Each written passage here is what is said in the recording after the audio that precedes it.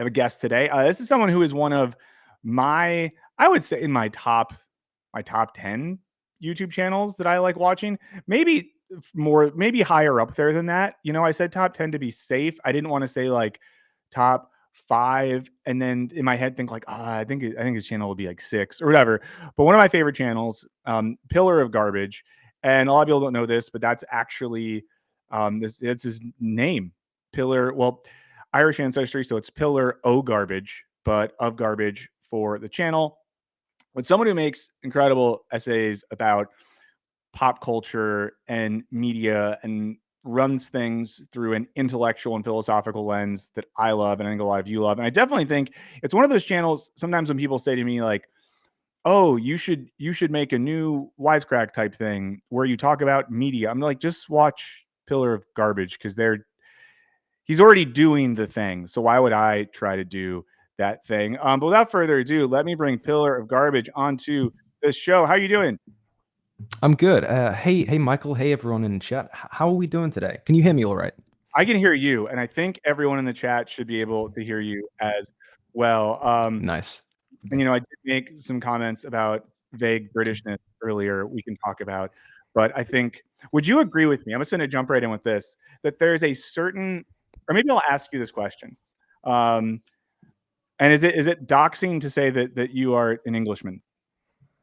It is not doxing. I think this is. I think it's probably public record at this point. Yes. Sadly, I'm an Englishman. No, I have a, not even love hate. I have a begrudging love for that country. It's the only other place I've ever lived besides America, so I have to have some level of respect for it. And it's the only country that ever let me go to the doctor for free.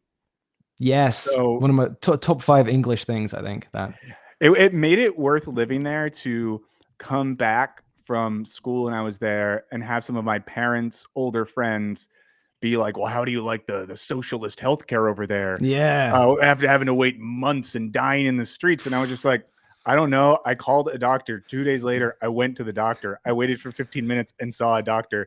I went to a place to get medicine. I gave them a pound coin. I went home and took the medicine. It was pretty great.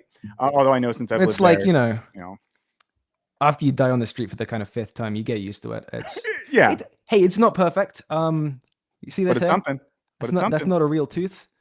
Dentistry is not covered on the NHS, That's so true. That is true. hey, it's not a utopia, but yeah, I think it's fair to say, like, me doing what I do now, I couldn't do that in America, like, Yeah.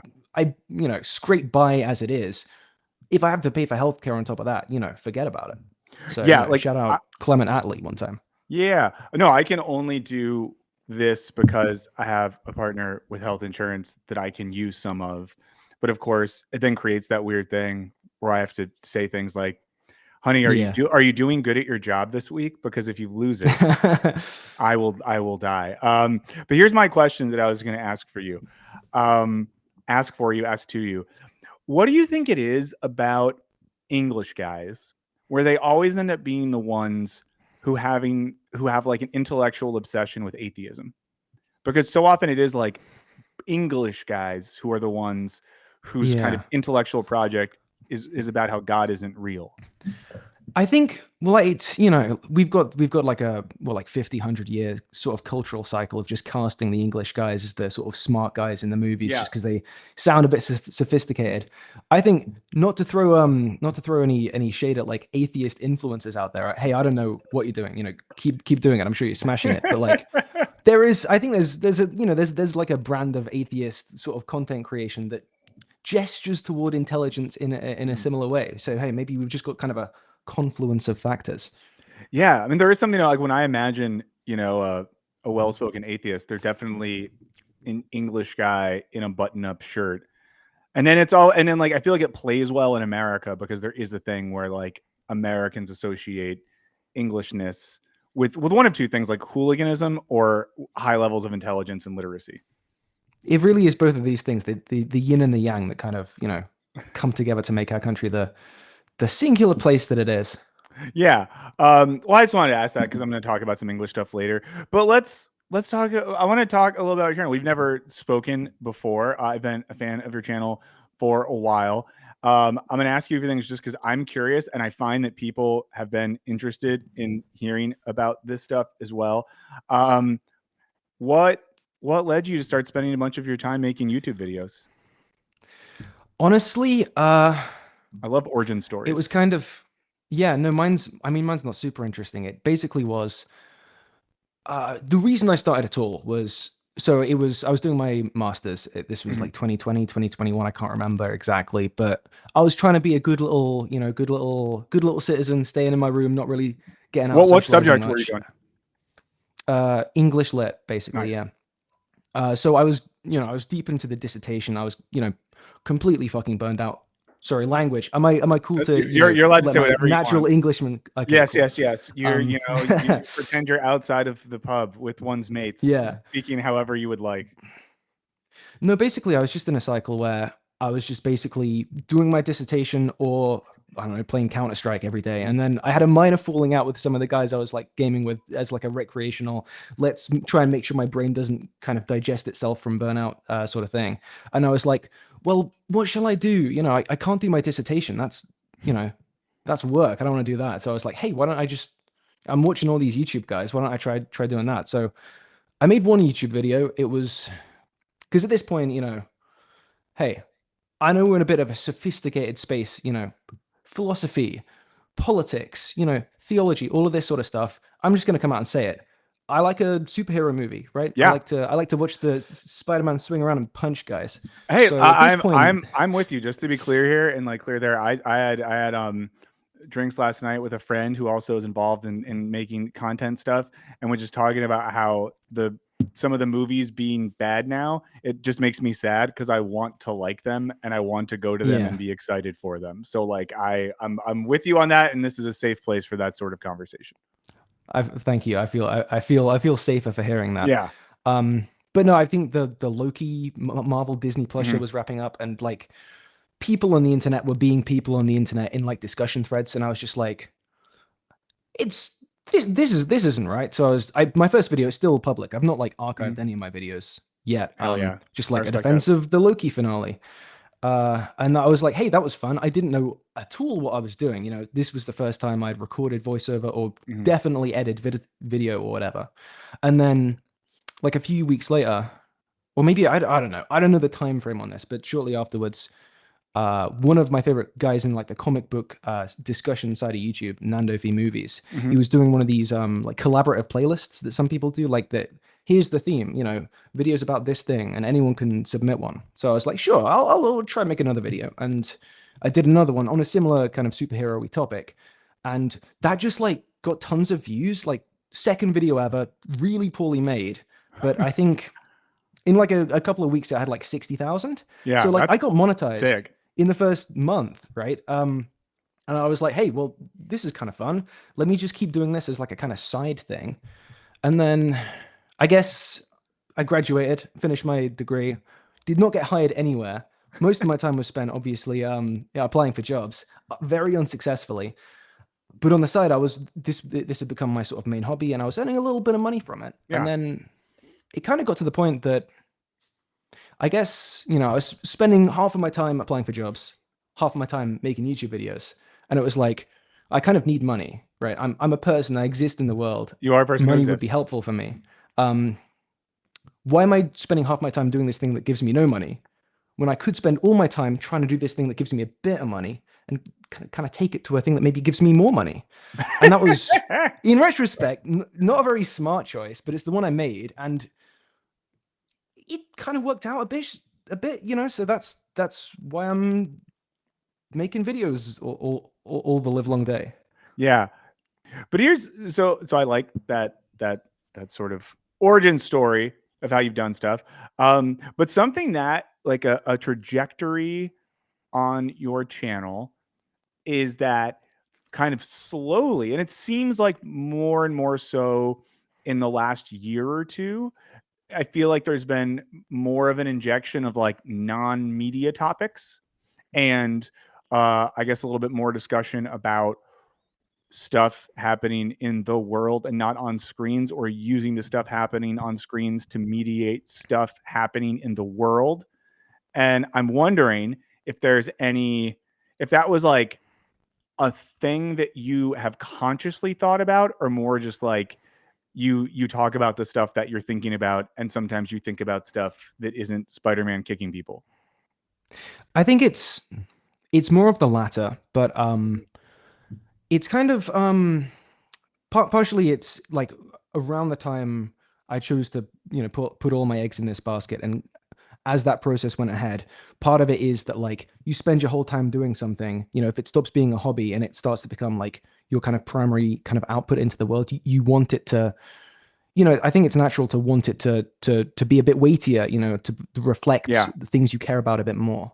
I will say also, like, I always tried to, like, I think from the start, like I mentioned, the second video I made was a superhero-y thing in a collaborative playlist, but like it was, and I don't want to fluff it up too much because it's not a great video by my current standards, but like part of what it was trying to do was sort of like, hey, here's a robot villain. Maybe the reason he's scary is because like we kind of don't have any meaningful agency in, modern life, blah, blah, blah, blah. So like I was always kind of, I think looking at like titles and thumbnails, you maybe don't see that I'm always trying to like thread that in a little bit back in the day, but definitely, I guess also as my platforms got bigger, I mean, I'm not one of the big dogs really. I wouldn't say, but if there are more people listening to what you say, I think, at least personally, you sort of feel more of a responsibility to try and make sure you're using that for good and not just to kind of be like, hey, this movie came out, I like the way the plot was written, Yeah. I mean, and is that something that, I mean, you mentioned that having a bigger platform, like, was there a point where you kind of realized you had enough people paying attention to you, where you felt like you had some slightly moral, like ethical, moral responsibility to talk about certain stuff?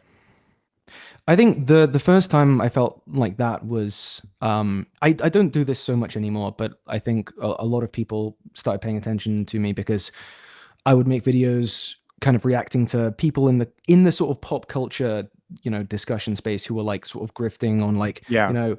it's all woke, Kathleen Kennedy is trying to replace all the white people, that sort of thing.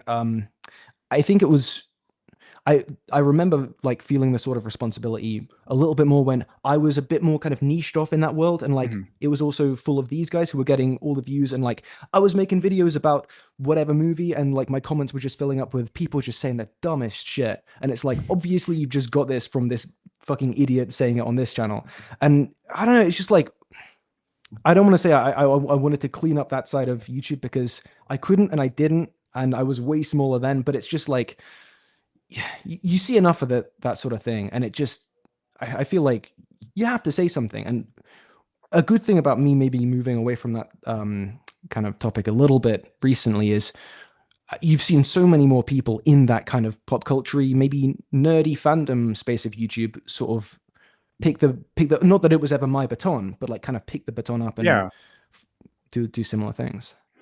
I know I feel bad for folks who are completely wedded in a really intense way to that corner of fandom because there was a boom, however many years ago, especially I feel like around, right before and right after the Infinity Saga era, where MCU stuff in particular became so monocultural. There was such an appetite for content on that, and people had various media outlets and like podcasts and YouTube videos that like blew up.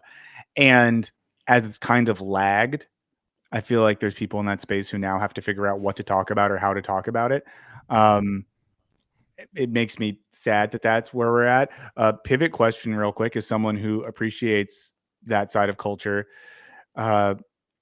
Is it going to come back in any monocultural way? Do you think we're just in a different era now? Or are there things that you're excited about in superhero fandom? I don't see it coming back as, like you say, a monoculture. I think we're probably past the peak of that. I think I say this as a man who plays a lot of games. It's probably going to be video game movies next, and it's probably going to suck. But I kind of taking it back away from the monoculture aspect, I do think there is definitely the potential for like these particular franchises we've seen kind of get big and maybe fall off slightly. I think there's potential for those to carry on and still be good and kind of get a bit better, but I don't think that's gonna cross over with every movie making $1 billion and being kind of watercolor stuff. So I think there's interesting stuff that we can kind of follow along with there, but it's never going to be kind of everything. I don't think. Yeah. I mean, the one bummer about that is it was nice, and this is something I definitely experienced in some of the years that I was working at Wisecrack, both as like a freelancer and full-time person there, of like the advantage of a monocultural property having something interesting to talk about, which can open up particular conversations in a really broad way. I mean, even outside of the realm of like superhero stuff, like it felt really cool the year that Parasite was one of the biggest movies in the world that everyone had watched, because it enabled the possibility to talk about like class relations and parasitism kind of across the board with a lot of people. And I feel like it kind of was at a good time to lead to a conversation around class consciousness. And that's one thing that I miss about those days. There's still tons of interesting media out there. There's media that I feel like can engender lots of great conversations. I miss having these moments where everyone can talk about like a thing together, and especially when it's something that leads to an interesting conversation about stuff. Yeah, I mean, I'm there with you. I remember when after like Infinity War came out to go Marvel again, I guess. Do it. It was when I was in uni, and a bunch of people I was living in halls with, who were like, we didn't have a ton in common necessarily, but like, you know, they'd be like, oh wow, so that movie, it makes you think about overpopulation and resources, and I'd be like, well, yeah, but makes you also think he's the guy with all the power, and he snapped his fingers and he cut everything in half. Maybe there's something to think there about, the people with the power, not, eco-fascism, etc., etc. You do have to do a bit more work, I think, to make that initial bridge sometimes. I'm seeing Yeah, people saying clicking is back. Is the clicking back? did come back a little bit. Yes. I think I'm hearing it too. It might just be like I don't have a great stable internet connection. English internet is is sometimes not great when you're outside the big cities. Yeah. Could be that. Okay. Other Well, level of it's not concerns. like it's not horrible. It's not. Yeah. I think I think just accept it and maybe it'll go away. It went away before and it came back. And Yeah. I think, we have to learn sometimes that we can't always get what we want in life, but we get what we need. It does feel now on YouTube, a thing that happens more is rather than a piece of media leading to across the board conversations, it's often, I think we're like in the era, maybe coming out of the era of like dumb guy says thing, or like guy gets mad at other guy and we all talk about it, or sort of like drama related things. And one of the recent drama-y things that had happened was a month or so ago, when ContraPoints put out this statement on Gaza and everyone talked about it. And it was a time where like I really think that your intervention in that conversation was really important. I think that it was a very easy opportunity to just be like mad, and I thought your video was really impressive in how took it took like what happened seriously, and I think spoke to the weight of it, but used it to talk about some stuff a lot more broadly. Like I'm wondering what led to the decision to make that video, because like it clearly came out pretty quick after that happened. In general, you haven't done a ton of the like I'm specifically talking about this online internet figure. So I'm just curious about what led to the decision in that video and how you went about it. Yeah, I guess I haven't done a ton like that exactly. I suppose the closest thing is if I've done like a response video to a critical drinker type guy, lying about some film, and then springboarding off that to talk about platforms or whatever. Yeah. But I guess one of the reasons I considered doing this is because you make a lot of videos like that, and people are like, well, you're just a hyper partisan. I think it. Not to say that we should put the same amount of resources into critiquing people broadly to the left as we should to the right. I don't think that's true, but like it. Not to say I chose to do that to show that like, hey guys, look, I'm not a hyper partisan or whatever, but like I reading that post and having the feeling I think a lot of people did, of, well, this is really bad actually, and then the kind of second the follow through thought being like, okay, but is it a good idea to like make a big stink about someone who's saying less horrible things than some people, but like not good enough. And then again, the feeling of responsibility, like I've read some books about this. I can kind of spot like some of the pitfalls of thought that being fallen into. Maybe I can add something to this, but also you don't want to kick too hard against someone like ContraPoints. And also ContraPoints, is someone who is a bit more of a victim in the current kind of state of things than a lot of people are. And also, as I was kind of just working a draft of this video, seeing the first wave of response videos come out, which were like, demon woman says evil things, and it's like, is that really going to be helpful? Like, sure, you're going to get some clicks, and sure, you're probably right about a lot of it, but like, there's being right, and there's getting clicks, and there's helping to push the conversation to maybe a better place. Also, I suppose the other thing is I tried to get a lot of feedback on my script, and that kind of shaped it in a few ways.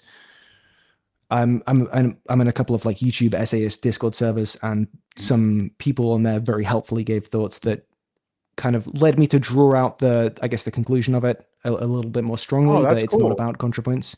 Yeah, shout out the essay library one time. That's a great space. Yeah.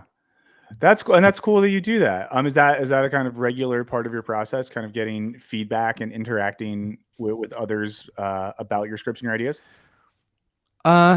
It's one of those. It's always. I think it never makes a video worse, but I kind of a lot of the time I don't know if I have to make videos so fast, or I feel like I have to have a faster turnaround, that I generally probably more often I will just look at a script myself, kind of let it sit, then go back to it. But especially if it's something, I'm a straight white guy, hey, I'm going to say it. We all know it. We're all thinking it. But if there's a video topic that I'm trying to say something that kind of comes to bear on, more marginalized identities, or, life ways I can't really speak to directly, I will try my best, whether in a Discord server or elsewhere, to, get some eyes on it. And, when I have time, I try to put back to, see other people's, ideas and be like, hey, this is a good idea. That thumbnail could be like that. This script is good. Here's how you could, I think this is a topic you've talked about before on these YouTube creator talks, which is like the kind of the bubbleness, the kind of like isolation of content creation. I felt that very strongly, I think, until maybe a year ago. And I tried to make an effort to kind of network a little bit more. It's only ever been a good thing for me mentally and for the quality of my videos to try and get into reciprocal, relationships with other creators. So definitely helped in this case. Yeah. And how I feel like I'm yapping.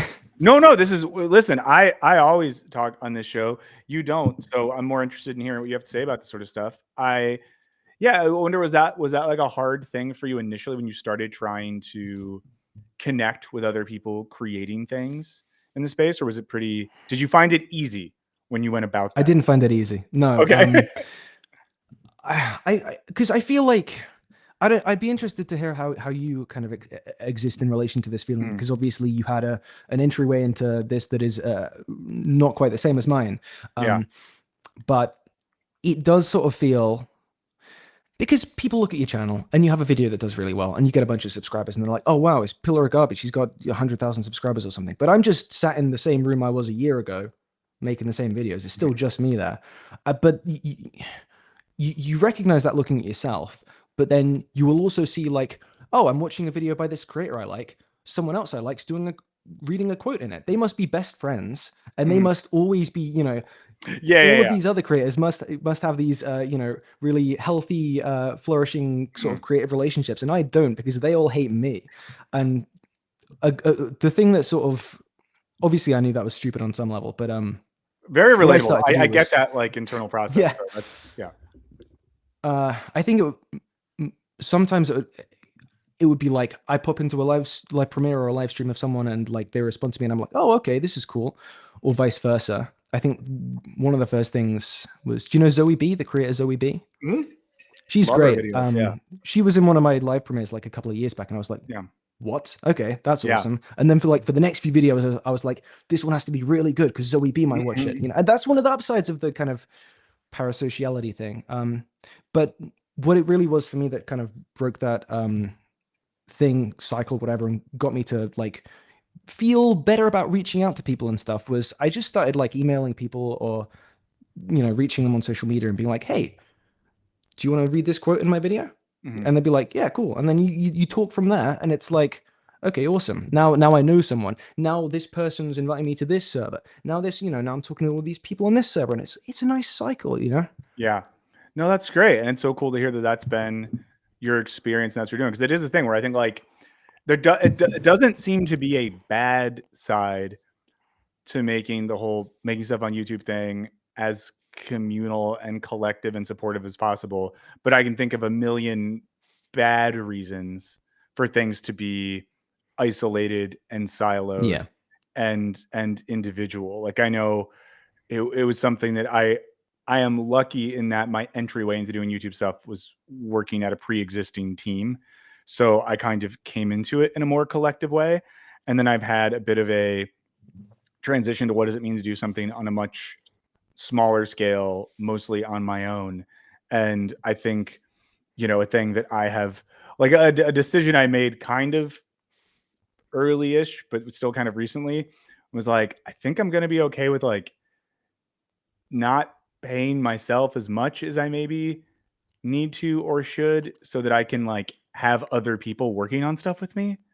And that long term, I would rather have that just be a part of what I do and figure out how to build something with some other folks just because and I know that you make music too and have probably done other creative things in your life, but um, I find in most creative pursuits they only get better when other minds are involved, even if it's the smallest thing, even if it's someone who's like, Yeah.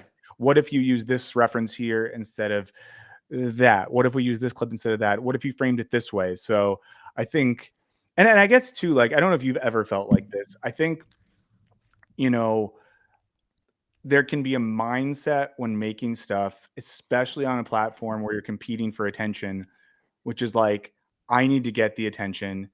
And if anyone else gets the attention for the thing I do, they're taking the attention that I could get. Like there's this finite pool of attention or something like that. And Yeah. that feels bad, but I understand that mindset. Like, and this is a silly thing to say, but I'll admit it.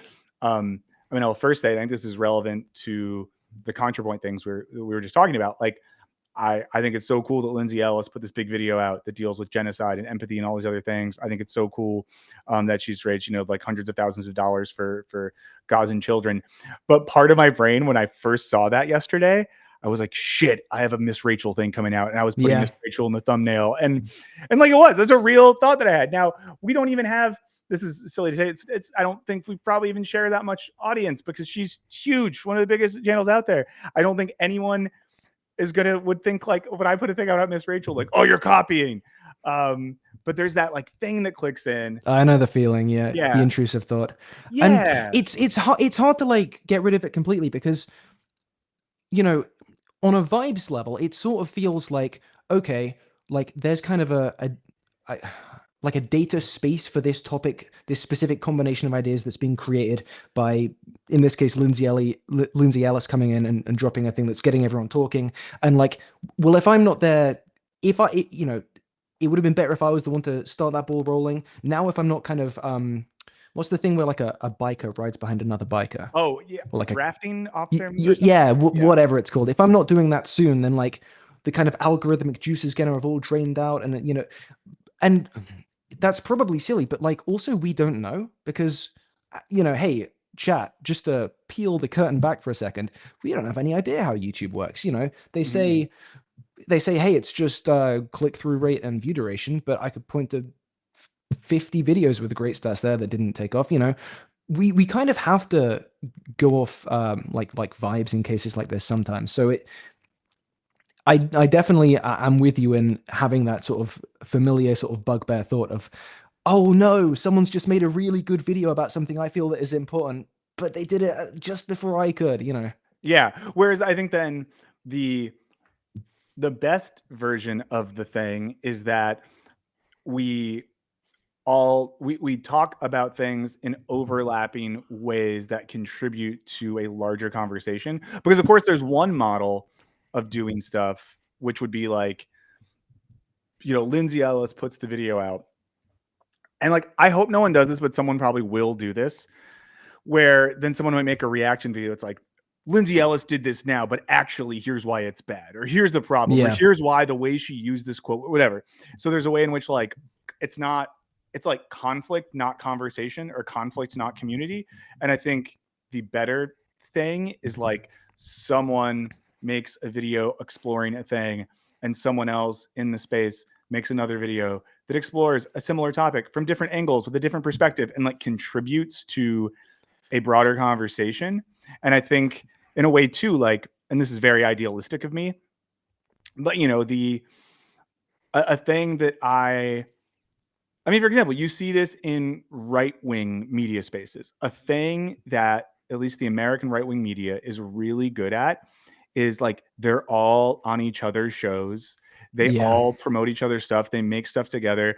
So it creates this ecosystem where if you listen to this, you listen to that. And then that's why you have, when people talk about like the right-wing intellectual dark web or the right-wing whatever. Whereas I feel so often in, I guess, a more left-wing media space, it is a lot more siloed. So this might be the guy you watch or listen to, but you don't listen to that person, but you do listen to that person. You know what I mean? Rather than there being kind of like a communal thing. And then also having that be a way that you learn different people can think slightly different stuff, and that can be okay. Yeah. Like you don't have I to know, like I know what you're getting at. Yeah. I feel like maybe the nearest thing I've seen to that was in the wake of the H Bomber guy plagiarism video, right? There were so many videos from kind of broadly leftish, I guess, video essay-ish or commentary-ish people that kind of took up the topic of plagiarism and was like, hey, here's what happened to me, here's what I did, here's what I've learned from this, or like, okay, here's a similar idea in another context. And one element of that was obviously fairly craven from like a, like a cold-headed analysis of, okay, everyone's just seeing like 30 million views on this topic and they know that there's views up for grabs, but also, that's always operating to some extent. And I think it was cool to see like a conversation carried forward instead of one like zigzagging between critique and, response and, this person said this and that person said that. I also think I've thought a lot about this, what you're talking about too, in the kind of imbalance between the kind of more siloed off leftist sphere and the right-wing grifter sphere that's always interlinking. I do agree that's a phenomenon we can observe, but I think there are reasons for the imbalance, and I think it's an imbalance we should try and get around. But in terms of like, at least on I can't speak to necessarily how this happens in mainstream media, but on YouTube, there's kind of no unit. There's not really any unity of thought necessarily between the right-wing guys doing this, but that doesn't matter for the audience because that's not really the point. It's kind of about grievance more than it is anything else. Whereas, I guess leftish people, to kind of use a broad definition you made in a recent video, it's kind of like broadly kind of revolutionary, liberatory kind of things, and that's less like one kind of chamber of thought than it is just like everything outside one chamber of thought. So it's like, there are 1,000 ways to be liberatory, and like it kind of does make a little bit more sense why people would kind of silo themselves off into like, I don't want to listen to this person because I think they're wrong because I've actually thought about it. I think we should try and get past that, but I think that's one thing. And then the other thing is I think the biggest imbalance between the ways these spheres operate, from my perspective at least, is that the channels we maybe have in mind on, I guess, our side of this divide, like, are thoughtful and they put a lot of work in, and they do a lot of reading and they do a lot of writing and rewriting and stuff, and stuff can't just like, content nuggets can't just slop out of the content pipe. Whereas people on the other side, not to paint with too broad a brush, but I feel like we would probably broadly agree on this. There's maybe more of a reflexive, Yeah, I mean, there was just less thoughtful. You know what I mean? It's yeah, I easier mean, to spin these cycles up if you there's kind of don't probably have to put as much work into it. yeah, I think there's hundreds of hours of right-wing based media stuff, especially in the States in the past week or two, about a restaurant that changed a logo. I don't know if What you've is this? noticed. I'm seeing stuff on social media about like Cracker Barrel. I Yeah, don't even know what Cracker it's Barrel is. I don't know what they really did. Can you yeah, break it down for me? it's a place where if you were on like a family road trip growing up, might be a restaurant that would exist at like a random stop off the interstate or in like a small town. The whole vibe of it was like frontierish, like cracky wooden floors, country store aesthetic, rocking chairs outside. You could get like a biscuits and gravy type thing, or sort of in a weird way, like a stereotype of like American Western comfort indulgence or whatever. I loved it Yeah. as a kid. I found it very fun. You could get like jars of jam and stuff while you were there. But they slightly changed the logo, and there used to be like an old white guy in a chair, but then they took the old white guy in the chair out, and then people thought that it was like I don't know, erasing their culture. I mean, the thing too is like this is a restaurant. Um, but yeah, and then people had like different reasons for the Cracker Barrel thing. People share the ones in the chat that you've seen. But you know, it's owned by a large corporate restaurant group that does like all the branding for a bunch of different restaurants. Like it's like a, you know, it's like a Tesco style mega corporation. Yet Yeah. people care so much about that because it's I mean again like I think that frame sees that particular reactionary right-wing frame right now sees everything as like culture war, and every culture war thing is mediated via like woke DEI whatever. Yeah. So somehow taking the I see someone in the chat called him the peepaw out of the chair has now been a full out assault on the dignity of white culture. I mean, I knew it was going to be stupid, right? I thought maybe they put a woman in there, right? And obviously that would be fine, but like I could Yeah. kind of see it. The white guy's gone. Billions must die. That's great. Thank you for that. Someone's put in chat. It's like UK Little Chef. I was thinking Little Chef when you were Oh, saying that. So okay. I don't Yeah. know if you ever went to a Little Chef when you No, I were. was aware of them, but never went. Yeah. Um, but listen, you guys have some great stuff over there. Some great chains.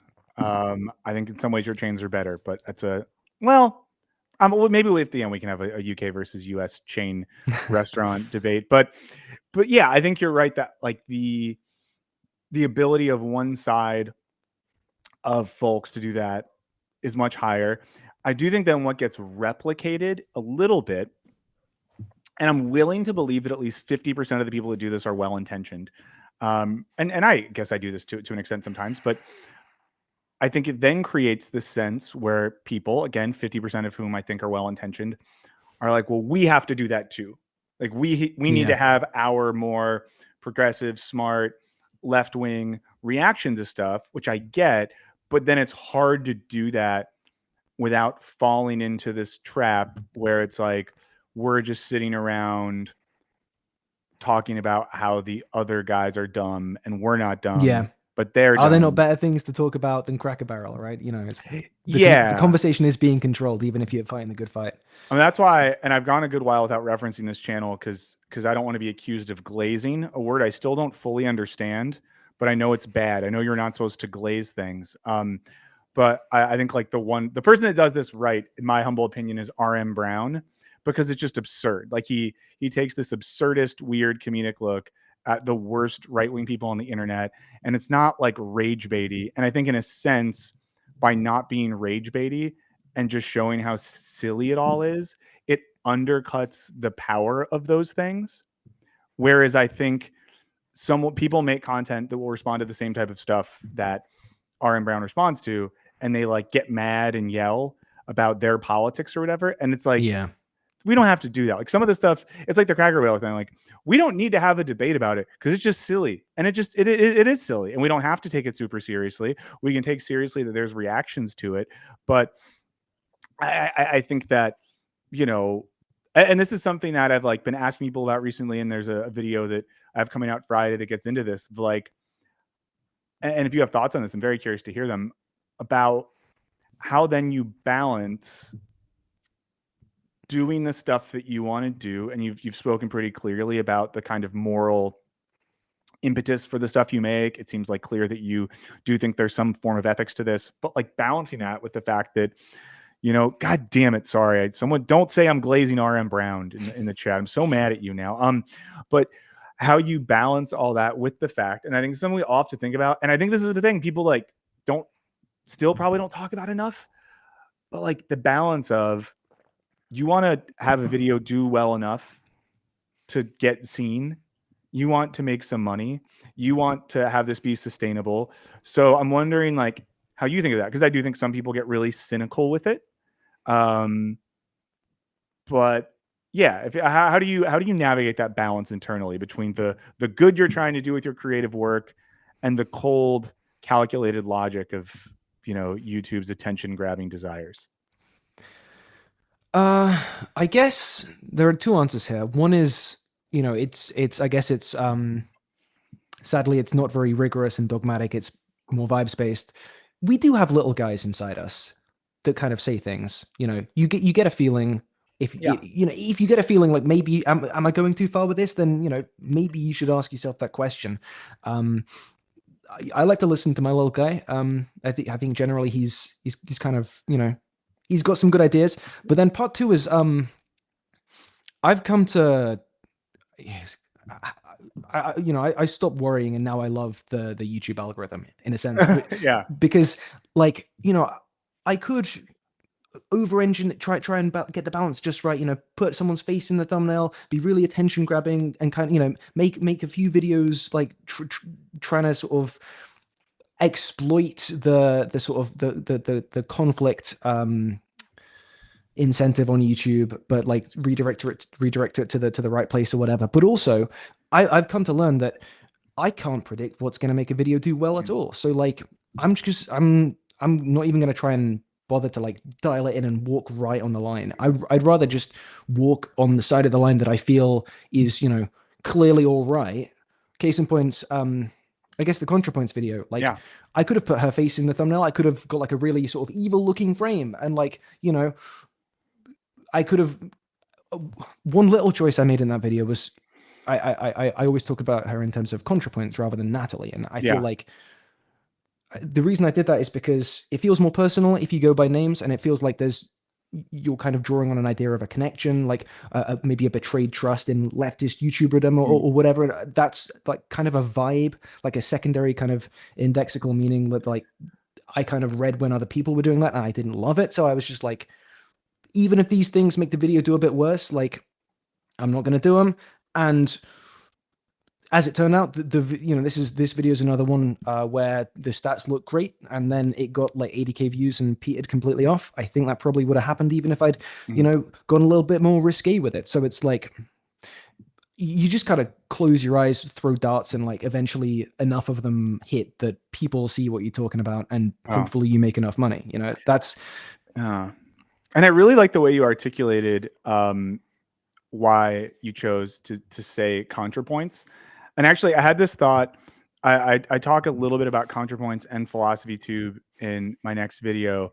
And to me, I feel like I think both of those projects have in common is they are like so performative and creative and artistic that it's not like, I don't know, when I make stuff, like I truly am just like a guy talking about stuff. So, you know, I don't have, I'm just me. I'm just this guy. But I think that there's something creatively important with like the ContraPoints project and creative thing that it's both, I think, like a respectful thing to do that, and then acknowledging that it's not as simple as like the person said the thing. And I think there needs to be a little bit of room for that, I guess, complexity or nuance there. Yeah, I see what you're getting at. Yeah. But I think, yeah, and hearing what you say too with like the thumbs and stuff like that. I mean, it's almost to that this thing of, does one want to chase the feeling of attention, YouTube based gratification right now, or does someone want to build something more consistent and solid? But it's hard because, as you know, like I feel like there's not, and the weirdest thing here is, so I worked for a YouTube channel for years. For at least a few years when I worked there, I had the Wisecrack like YouTube account on my phone, on like my YouTube Studio Yeah. phone app, and I could be doing stuff, and I could see if a video went nuts, and I could see if a video bombed. And I think it would be like sometimes if a video blew up, I'd be like, oh, that's cool. And if a video bombed, I'd be like, okay. And one fact of all that is like I was paid by a company and my paycheck was the same every 2 weeks. Yeah. So if a video blew up, it was cool, but it didn't mean I was making more money. And a video bombed. It's different when it determines, how much you're gonna have to worry about making rent, right? Yeah. So and Very it is different. Yeah. So it's wild to have a thing that you make your job. And other folks, if I know there's other things like this. Please share stories. I'm not trying to make doing YouTube too unique or special, but it's wild to do something where like in your little pocket, there's a little thing and it just shows you like precisely how much money you are making, or precisely how much attention, or precisely how successful the thing you did in like an up to a minute way. Yeah. It can't wild. be unique to YouTube, but also like it must be a pretty new phenomenon, right? Like this is a product of like, the platform boom of the last sort of 15 years of the internet. Well, I think it's similar. It's destroying our brains. Like, yeah, we're not going to be all right old people if we've like spent our whole kind of professional careers with the box in our pocket that tells us if we're happy or not. If I don't get enough of those green arrows, forget about it. I'm going to be an awful grandparent one day.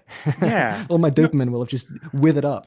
Yeah. Well, then it's like that gigification of everything where so many jobs now, even the fact of like doing like ride share stuff in the era where people had signs in their car being like, please give me a good rating, because if not, it's going to like fuck up my ability to get rides and make money and feed my kids or whatever. Whereas in most more like traditional fields, if you worked at the butcher shop and maybe had a bad interaction with someone, maybe that person didn't like you or come back to your butcher shop, but like you weren't going to lose your job and your business wasn't going to go down. Whereas, there's a sense in digital stuff and especially media things where I feel like someone said this in the chat. Maybe, yeah, it's like, someone said YouTube is your personal stock ticker.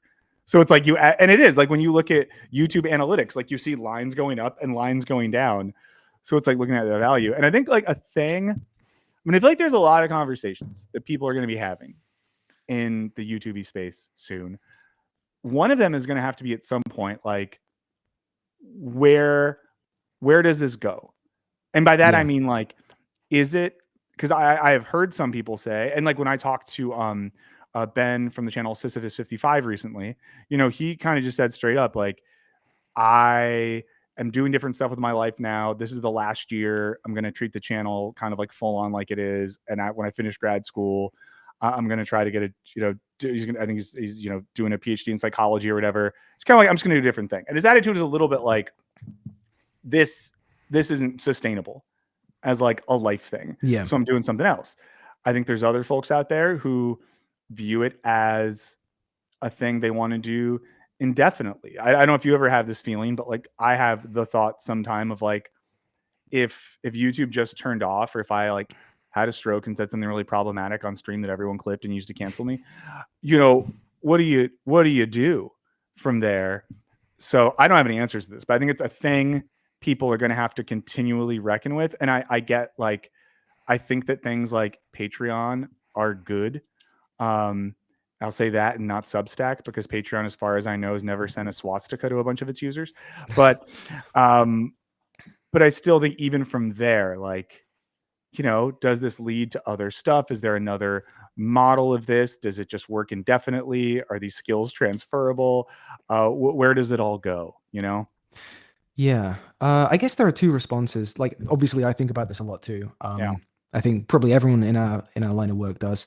The two kind of responses that jump out to me are, one, kind of mentally go all in on the digital stuff, try to like create enough of a brand around yourself. I'm vomiting internally as I say that. That you kind of have a stickiness to your online persona, that even if YouTube does go down, and obviously platforms like Patreon or Ko-Fi or whatever help in this regard, kind of give you a built-in level of, I guess, interoperability for like digital creative work.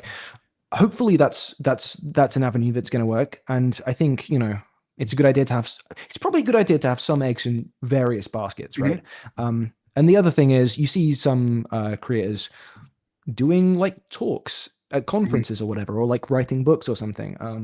I do, I, I weirdly almost have a kind of in for that thing. I don't know if I do or not. Like one of my friends that I went to school with happened to get a job in publishing, and she was like, "Oh, by the way, my I mentioned that I know a YouTuber," and my boss was like, "Hey, is there a book there?" And she was like, "If you want to pitch me a book, I."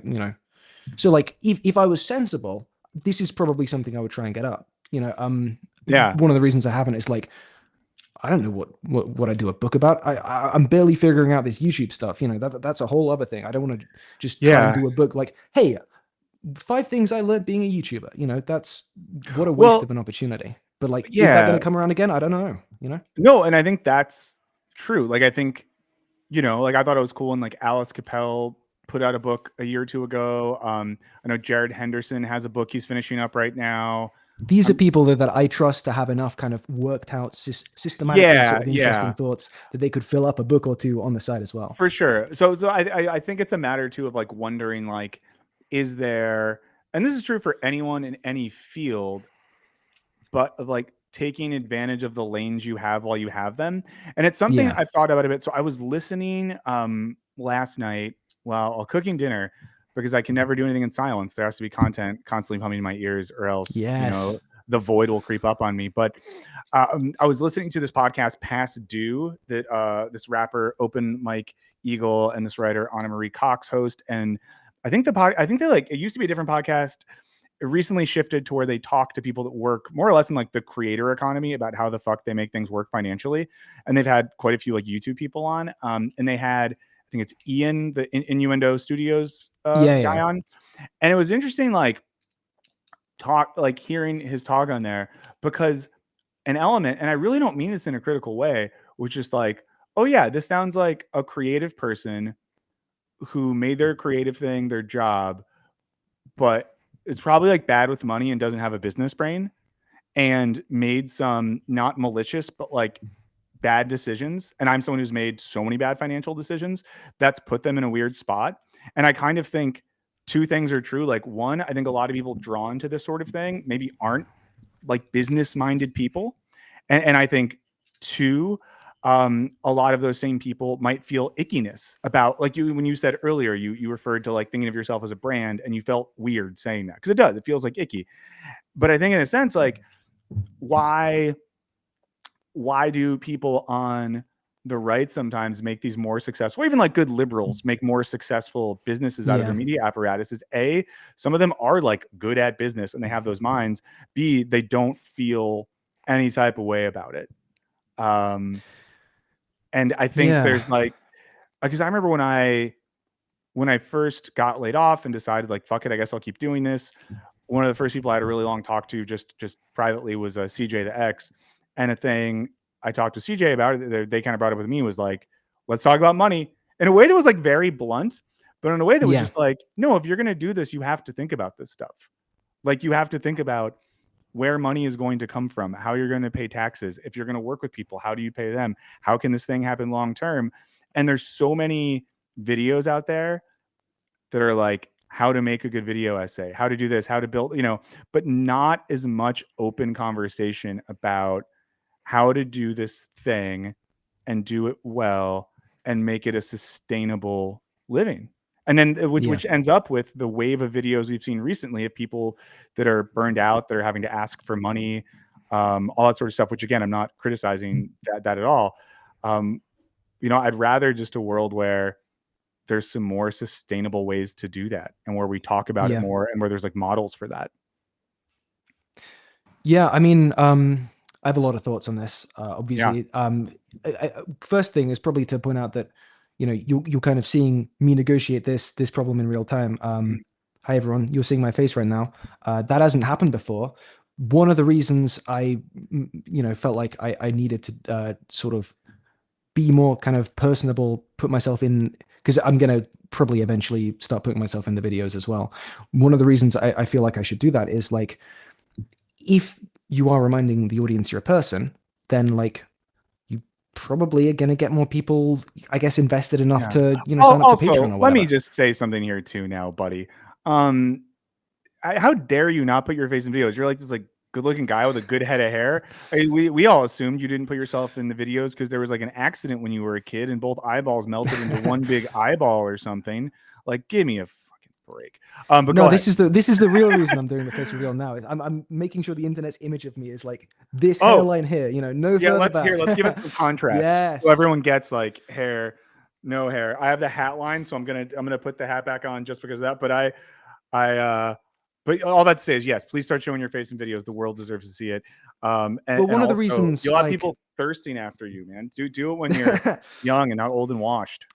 yeah, but like I'm still not like feeling 100% perfect about this choice, Yeah. partially because if part of the consideration is this might help me get more backing, which Mhm. I I kind of need, we all kind of need in this line of work, really. That feels kind a little bit icky, right? It doesn't Mhm. feel great to have it almost, it feels like sort of selling an aspect of yourself. And Yeah. the way I've come around to thinking about that recently is it's not a question of like exploiting parasociality or anything. It's like we're on YouTube, right? We're not on like someone's YouTube, we're on YouTube. And I think it's more about like by not being in videos, by sort of not filming a segment where it would be easier to film a segment, I'm kind of taking myself out of the process. And it's more, I think that maybe the better way to do it is to kind of leave yourself in the process if that's where it naturally falls, but Mhm. also not to be like, hey everyone, me again, we're best friends, we're actually really Yeah. good friends, if you give me money on Patreon, I'm going to be your best friend for life, Yeah. I think probably just walking that line.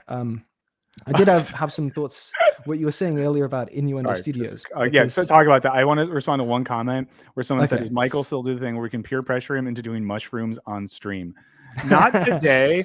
There was some consequences for that. I don't know if anyone remembers this, where I almost accidentally got the Wisecrack channel canceled for my soft promotion of psychedelic therapeutic treatments.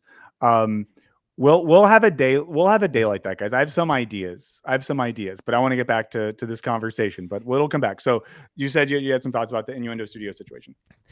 Yeah, and like obviously, first of all, let me preface this by saying outstanding creator. If it wasn't 100%. for his work, a lot of my best videos I wouldn't have made. I feel like a lot of people, especially in this YouTube generation, feel the same way, so much so that it probably goes without saying. But also, I did have this sort of same kind of vibe response of like, it sucks for someone to be in that position, but also I really want my Patreon to be even half as big as yours. Um, Yeah. B, though, I think is more interesting here, which is like, you kind of have to do that, right? Like, um, my read on the situation, I don't know the guy, I don't know the details, is that like a lot of it came from kind of putting maybe a slightly blind faith forward into, yes, people like this, it's going to keep working. So I'm going to put 110% into it, keep going forward. It's all going to work out in the end. And like financially, bad decision probably, right? But also if you're not doing that, it's never going to work. Like you're not going to get to a point where your videos are doing well long term, you're getting like signups and it's getting better and better, and you're kind of progressing, even if that's only ever like a 5% best case scenario chance, right? You're never going to be able to hit that 5% if you're not always going like full blinkers on, blind faith ahead, 110% work ethic all the time. This is definitely going to work. If you hesitate, I feel like we're in a tough spot, because if you hesitate and if you try and do things cautiously and right, like you're probably not going to ever be able to be in a place where the numbers make sense, right? Yeah. I mean, and I do think like that's why. I mean, yeah, I see in the chat someone who also runs a very cool set of streams, Wiz World Live. Wiz World Live. If you don't work at it, it won't work for sure. Yeah, I mean, but again, this is where people need to be like smart. I saw someone earlier. There's a comment where someone said they had a small channel and they were like, "Should I quit doing this full time or whatever?" But then it's like the nice thing about this, and if anyone's watching this conversation or watches it in the future because they're thinking about this sort of stuff, the nice thing about this is like you can start doing this sort of thing while you have a job, and I think you can actually get a good amount of momentum. There's lots of people that have started this with a job. I know. Probably the only way you should do it, to be honest. Yeah, and like for example, I know it's weird because my job was YouTube, but when I and I've told this story before, but when I kind of really had an inkling of like, oh, this is going to fall apart, the the Wisecrack channel, and I think I want to keep doing this. I was like, I shouldn't wait till it collapses to start doing my own thing. So I started making some very short videos on my own. And I literally did a thing where it was like during my daughter's nap time on a Saturday, I would put her down for a nap. I would come downstairs and I would be like, cool, I'm going to outline something. I'll write some notes up. I'll film myself. I'll use a microphone I have and an iPhone camera. I'll edit it really quick. I'll upload it. And obviously the stuff didn't go nuts, but it was like a way to start getting stuff up there. And then it meant that when I needed to, I already had like a small channel built and could go from there. And I think that it's doable to do that sort of stuff. And I think that one needs to like have some basis to start from. And I think like, another thing too is like, well, I don't know. I still think a lot of this comes back to me of just like, yeah, people, there need to be like business models and strategies people use Yeah.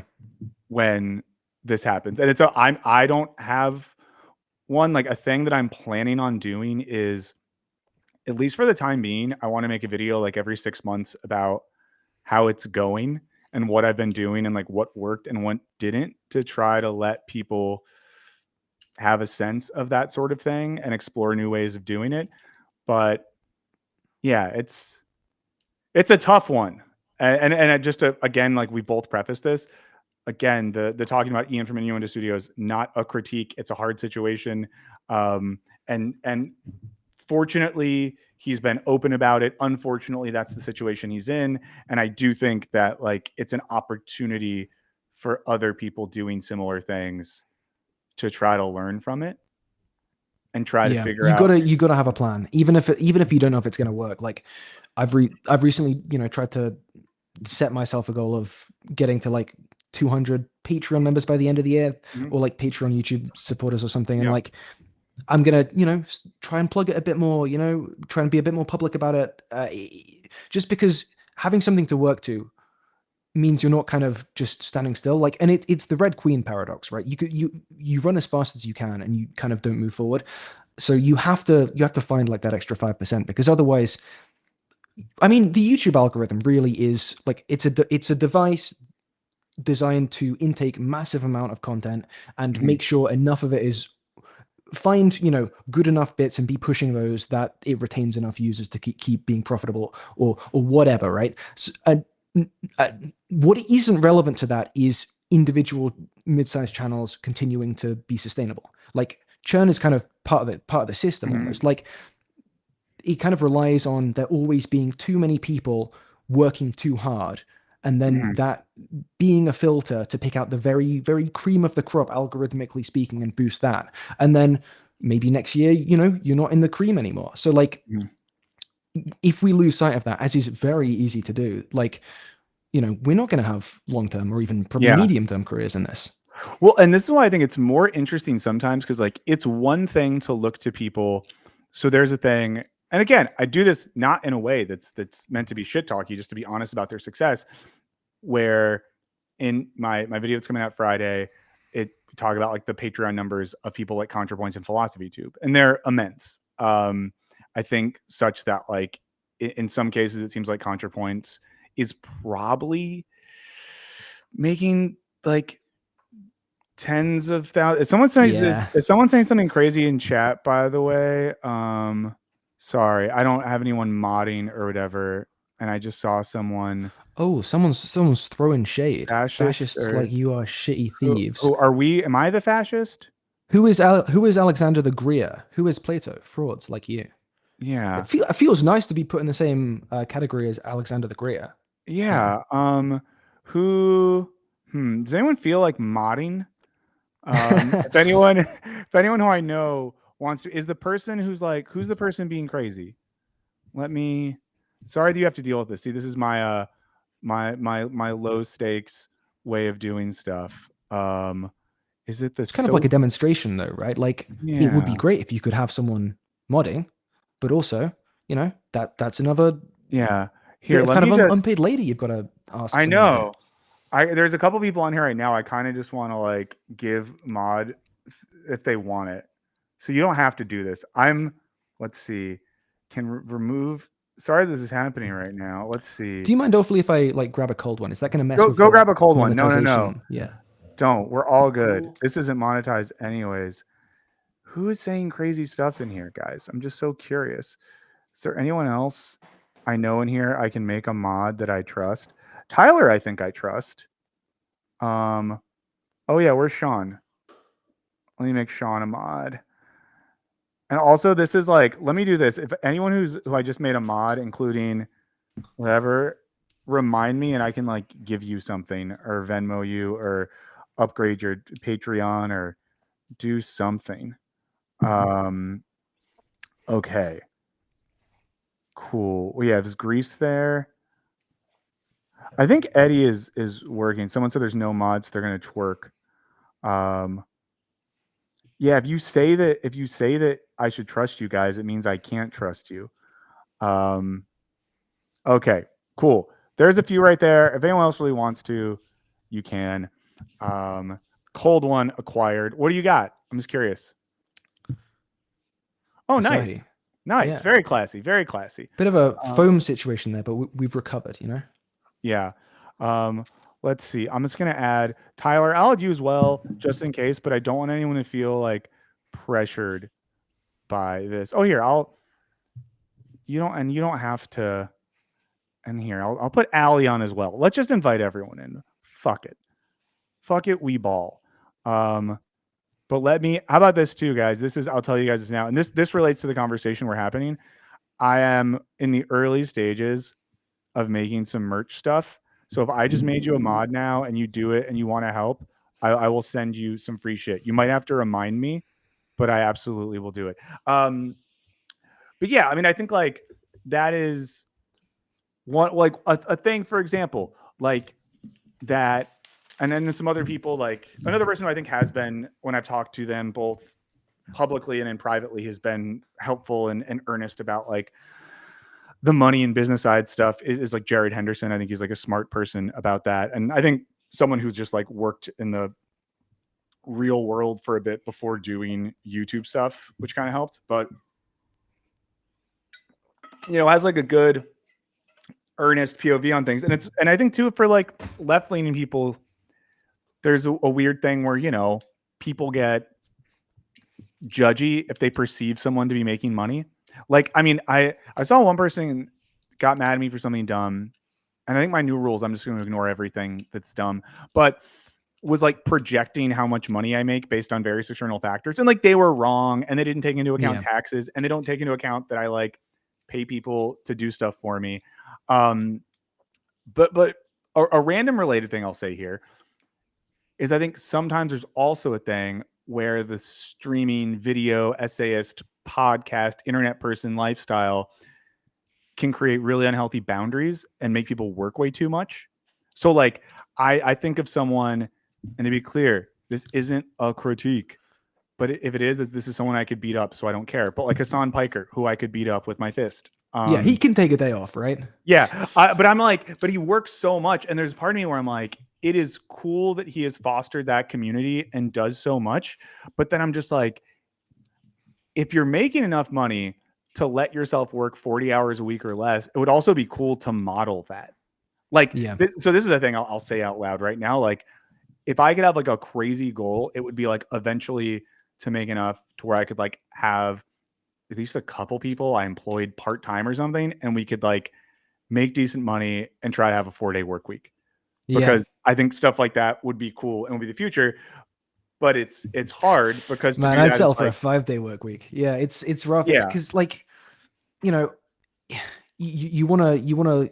It's rough because like sometimes you have to, like, if you don't push yourself into places that are kind of a platform exploiting you, then it's like, all right, well, I guess I just don't have enough money this time. It's we're kind of forced to live inside a bunch of contradictions. Sometimes I think it would be nicer to be like a right-wing hustle bro, because then at least I wouldn't have that kind of cognitive dissonance. I'd just be like, yes, grinding, Well, and then there's the thing too. I forget. Do you do sponsors on your videos?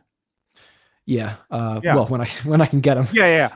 But I think it's such an, and I used this example recently when talking about something else, but like there's there's like a podcast about golf that I listen to sometimes. Because I'm the world's most boring Marxist. And the thing I'm envious of for this golf podcast is they have a bunch of sponsors that are people that make golf stuff for different things. And it makes perfect sense. Like, of course, on the golf podcast, they're going to tell me, like, oh, we're sponsored by these people who make golf hoodies, or this golf ball company Yeah. sponsors us. And that way they're able to make money. Cool, good for them.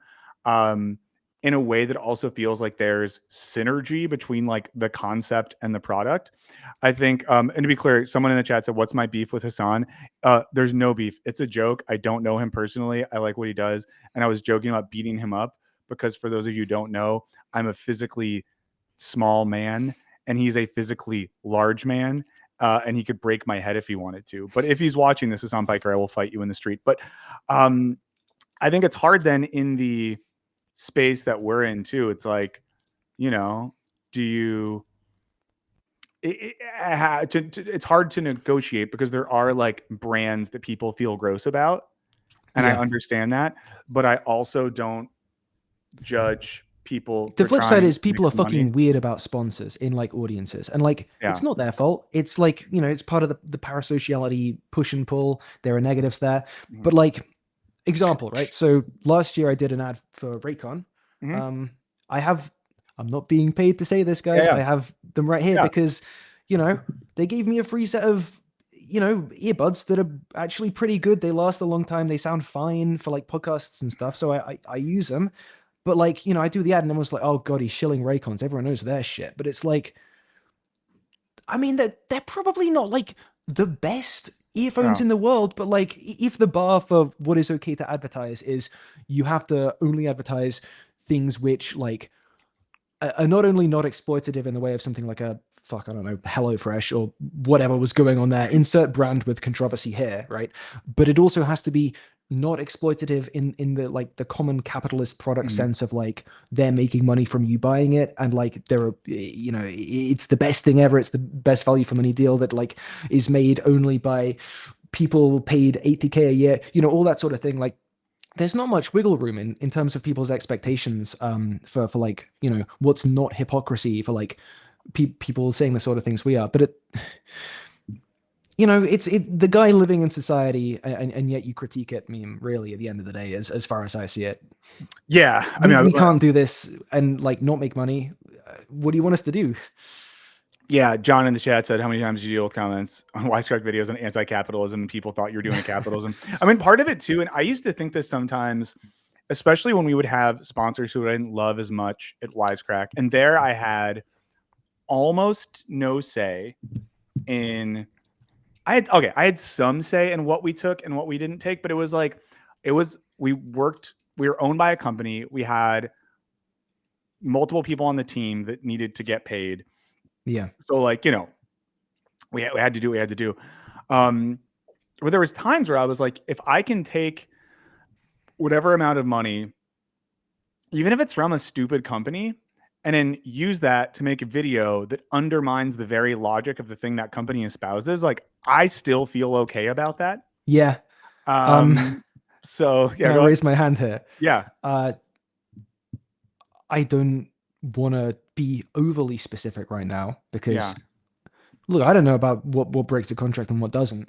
I'm currently, doing some ads. One ad, I'll preface this by saying I try to be very responsible with what ads I take and which ones I don't. I do research. I've turned down a bunch of things for like being not good enough quality products, in my opinion. I've turned down a bunch of things for, being exploitative in other ways. I got offered like one of those like US based healthcare provider things where it's like match you to someone who has your health insurance thing. And that was right after the, Luigi thing. And I was like, well, this feels a bit icky. So, even if it might be a good product, I'm not going to take it, blah, blah, blah. I've turned down a few ads from companies that are based in Israel, obviously, because I don't want to, my efforts to go there. Yeah. Sometimes it can happen that you do some research into a company, you sign a contract, and then it turns out that like the company was acquired by a holding company, and the guy who owns the holding company, is an Israeli businessman or something. And it's like, oh yeah, well, would have been nice to figure that out but Yeah. also, you know, you can kind of 6 degrees of Kevin Bacon anything to a certain point, you know, so you can't beat yourself up too bad. But then, Yeah. Like hey nothing's guys, like guess what pure, advert was pure and on the good. Yeah. video Oh I gosh. did about just like I'll leave it to this level of vagueness. I posted a video recently that's fairly anti-Zionist. Mm. If you want to go Google in to see whose money I took to make that video, you know, feel free. And I feel fine about that. Wait, now I want to try to find this. Let's see. Who sponsored this one? Okay. So maybe it's that one? Huh.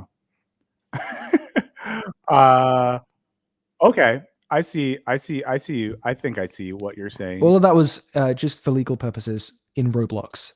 Yeah, we, And, you we know, we love legal purposes. Yeah, no, I got annoyed because there's a brand who I'm gonna do a video for next month who I'll say this. I thought Lindsay Ellis did something. Did you watch the video she put I out? haven't seen it yet. I It's will it's do it's soon, long, yeah. obviously. Um, there's a very funny moment where she shows this like Christian Zionist YouTuber saying some truly crazy shit, and then cuts to this person saying the sponsor of their video. And I will simply say it is a sponsor who I have worked with and who many like left and progressive leaning people had worked with. And it was the first time I was ever like, oh, Yeah. there's other things they work with. But all that to say is like, I think again, like one has to think about like in any job or anything, there has to be ways that one can do that. And I think like the judging for it, I find pretty silly unless it's something that's truly odious. Yeah. Because at the end of the day, like people are trying to make some level of a living wage doing the thing. I think it like largely comes from a lack of like transparency and understanding. Like you talk about your old employer, right? I'm sure people looked at 3 million subscribers and just thought, well, they must be making money from that. You know, that's a Mhm. big number. They must be making plenty of numbers. Uh, I think people maybe just kind of think, you know, video with a lot of views, you take an ad on top of that, then that's kind of just like, you know, putting extra money in your pocket. Where it's Yeah. like in reality, you probably think views pay more than they do. Mhm. Maybe. I Yeah. think I mean, that's where a lot of it comes from. It's just maybe we should be more open about it in general. I don't know. yeah. Well, I mean, here, I'll do an openness real quick, guys. I'll tell you right now. My last video, um, which came out 19 days ago, it has 105,000 views, which I'm, very happy with. Um, and after 19 days and 105,000 views, the estimated revenue via YouTube is $450. And I would imagine many people might think that 100,000 views makes you more than $450 because I'll also And say that's a this. reasonable assumption to make because Yeah. that's a lot of people, right? Yeah, and then like for more perspective on this, guys, $450 is like in the neighborhood of what one might pay an editor to like work on a video with them. So, that's like not a lot of money. And that video didn't have a sponsor on it. So really with a video like that on my end, money wise, I made it as it was a thing I wanted to try out. I like the video. Um, I probably won't lose money on it. And the hope is that like people maybe sign up for Patreon or come back for more videos because of that. But Yeah. yeah, I just think I think it's a thing not as many people know. And I understand why people are weird about money. And then I think people are weird about money sometimes because like people abuse that. Um, and Yeah. can get weird with it too. And there was like one time at Wisecrack, I talked about how much I was making, and someone was like, someone did the thing where they were like, just move someplace cheaper then. And it's like, Yeah. sure. And also Yeah. I want to, but second of all, like, like I have like a wife and she has a job and I have a Yeah. kid and like she Yeah. has a school that she goes to. It's not as simple as, and there's something that in the episode of Past Due I listened to with Ian from Innuendo Studios, he said something similar where like people were kind of bullying him and being like, just move to random super cheap place. And he was like, oh, I Yeah. have a family and lifelong connections in a certain place and I can't just do that. Yeah. Hey, partner, quit your job, work for minimum wage in a barista in the Yeah, middle of fucking nowhere. So I can, I can get a little bit more mileage out of my YouTube money. yeah, Great plan. Good idea, yeah. guys.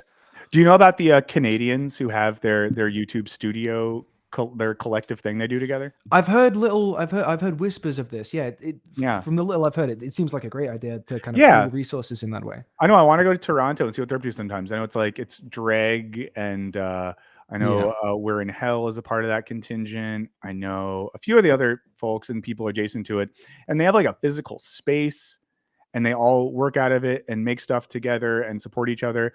And that sounds like very cool. Um, and I wish there was more stuff like now I'm just kind of riffing. I'll let you go so I know it's late your time. But like it'd be cool to have more things like that, whether they were physical or remote, where people like worked on stuff together, shared skills and resources. And then even like, let's say you had, and I know you said you're in some discords to do stuff like this. You know, if you were in a collective with 5, 6, 7, 8, 10 people, maybe one person is good at money, and maybe one person is good at Yeah. negotiating with brands, and maybe one person has a better eye for design. Like, why not just figure out how to do that? Because people that are again on the left are never going to get like the corporate funding that right-wing media does. Mm. So like, why not? Why not figure out some ways to do that? I don't know. I'm being Yeah. idealistic, but yeah. I mean, Um, I've seen people having similar discussions in some of these spaces recently. To be honest, I think this yeah, pretty good model for a path forward. yeah, and I'm excited. I'm doing like my first ever in-person thing. I guess this will be my version of showing face. I've shown face digitally, never in person, but yeah, me and Dr. Fatima and CJ the X and maybe one other person who I shouldn't say their name because people might get too excited if they don't show up, are going to do an in-person event. And it's something like CJ has done before. And I really like, not envy, but I think it's really cool that they've figured out how to translate from doing things on YouTube to doing in-person events. And I know Yeah. they did like a UK tour and, had like hundreds of people showing up in like cities and things like that. But, um, I'm interested in like what that feels like. What does it mean to try to take some of this and do it in person and stuff? Um, but yeah, sorry, I'm just rambling now at you. That's that's not what I'm Hey, supposed to it's be fine. doing. I Yeah. I don't mind being rambled too. Yeah, and I guess I'll just cap that off by saying, if I don't know how many of my viewers are here in chat, but like if you guys have been liking some of the stuff I've been doing recently, more so than before. That's because I guess my kind of plan this year is good videos, and then people sign up to Patreon. Hmm. But B, like I said earlier, I've been trying to be a little bit more collaborative in terms Hmm. of getting thoughts. And it works. Like I just want to shout out, for instance, I had a video earlier this year, Better a Pig Than a Fascist. It's about like AI Hmm. art and fascism and Studio Ghibli and all that good stuff. Um, one of the reasons that video is I feel one of my best is I guess a smaller creator than me, Chariot TV. Shout out Hmm. Chariot. I messaged her and I was like, hey, you're a little bit deeper into this kind of end of theory stuff than I am, thoughts, and I got some incredibly helpful notes, and I think that's one of the reasons that video is so good. And like, I'm sure we could go through YouTube and we could like look at all of the videos that we as viewers think this creator was really cooking. I love this video so much. And like, if you could peel back the layers, right, you probably see that, it wasn't just big channel who made this video all by themselves Hmm. in isolation. They probably had a bunch of notes. They probably asked a bunch of people to share their experience. That's even before we get into like, editors and thumbnailers and all this stuff, right? It's it's never just one person. And I think that the more you kind of try and steer into that, like you said like an hour ago, it's only ever good. There aren't really any downsides.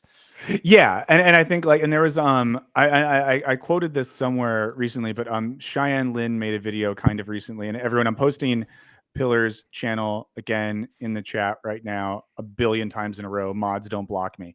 Um, yeah, talked about, she had a line in one of her videos on like, is YouTube effed? That's not what it was literally titled, but something about how like creating is communal and we need to like embrace that a little bit more.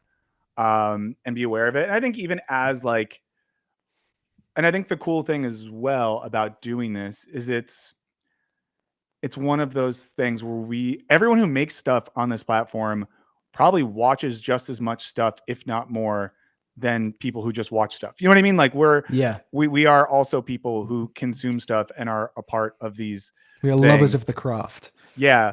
Just Fuzzy said, how do I make a video with ADHD? I can talk to you about that sometime. Ask every YouTuber ever. Yeah. I mean, it's in a sense, it's like a thing where if you can just put decent boundaries around the ADHD, it can work, because then you're making stuff for a bunch of people that have it as well. I'll let you go because I know it's later at your time. I really appreciate it. We're like getting in your drinking hours.